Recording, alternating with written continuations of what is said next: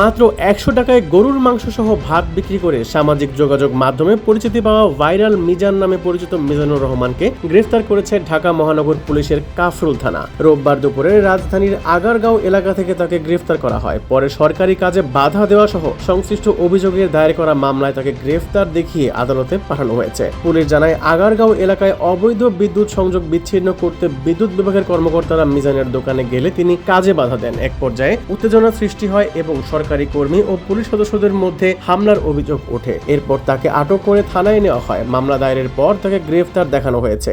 এর আগে ১০০ টাকায় গরুর মাংস, ভাত, আলু ও ডাল পরিবেশনের কারণে সামাজিক যোগাযোগ মাধ্যমে ব্যাপক পরিচিতি পান মিজানুর রহমান। তার দোকানটি অনেকের কাছে গরিবের বুফে নামেও পরিচিতি পায়। পুলিশ জানিয়েছে, মামলাটি আইনগত প্রক্রিয়ায় চলমান রয়েছে। বিনোদন ডেস্ক, বাংলাদেশ নিউজ টুডে।